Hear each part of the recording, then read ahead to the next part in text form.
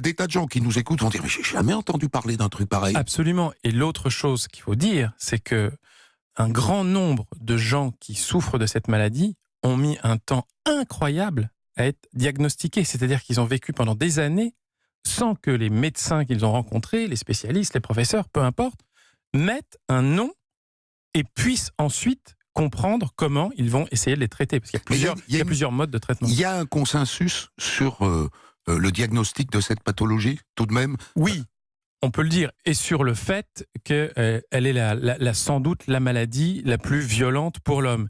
Et c'est ça ce qui est très étonnant et très difficile à vivre, c'est que à partir du moment où vous êtes diagnostiqué et qu'on vous explique qu'en gros, vous vivez l'enfer sur Terre, vous êtes la personne qui souffre le plus, et en même temps, vous n'avez pas le sentiment qu'on s'occupe vraiment de vous. Donc c'est complètement paradoxal, et il y a une sorte de sentiment d'abandon. En tout cas, c'est ce que j'ai ressenti.